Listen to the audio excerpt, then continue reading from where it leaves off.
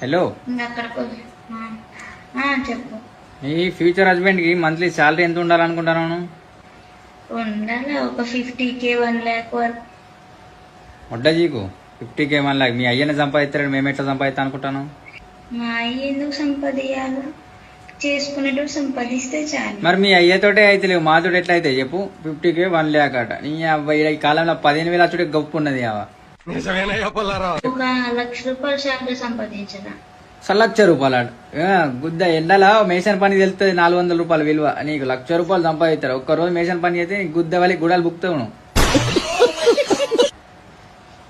ఎర్రటి ఎండలా నువ్వు మట్టి పని చేయి. ఒకరోజు 400 విలువ తెలుస్తుంది. నా మొడ్డ నెక్స్ట్ నువ్వు 1,00,000 అని కానగా నువ్వు 10,000 కూడా నవ్వా. నీకు అన్నం కూర అండొచ్చా నీకు? స్విగ్గీ ఉంది. మొడ్డజీకు స్విగ్గీ ఉన్నట దెంగి తినడానికి అన్నకు. హలో, అక్కడికి చెప్పు. ఈ ఫ్యూచర్ హస్బెండ్ కి మంత్లీ శాలరీ ఎంత ఉండాలనుకుంటున్నాను? ఉండాలి ఒక 50K 1 lakh వరకు. వడ్డజీకు 50K 1 lakh మీ అయ్యని సంపాదిస్తారని మేము ఎట్లా సంపాదిస్తా అనుకుంటాను? మా అయ్య ఎందుకు సంపాదించాలి? చేసుకునేటప్పుడు సంపాదిస్తే చాలు. మరి మీ అయ్యతోటే అయితే లేవు, మాతోటి ఎట్లా అయితే చెప్పు? 50K 1 lakh అట. నీ అబ్బాయి ఈ కాలంలో 15,000 వచ్చుడే గొప్ప ఉన్నది. ఒక 1,00,000 రూపాయలు శాలరీ సంపాదించరా? ₹1,00,000 అట.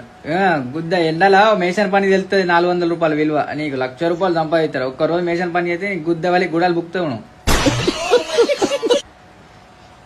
ఎర్రటి ఎండలా నువ్వు మట్టి పని చేయి. ఒకరోజు 400 విలువ తెలుస్తుంది. నా మొడ్డ నెక్స్ట్ నువ్వు 1,00,000 అని కానగా నువ్వు 10,000 కూడా నవ్వా. నీకు అన్నం కూర అండొచ్చా నీకు? స్విగ్గీ ఉంది. మొడ్డజీకు స్విగ్గీ ఉన్నట దెంగి తినడానికి అన్నకు.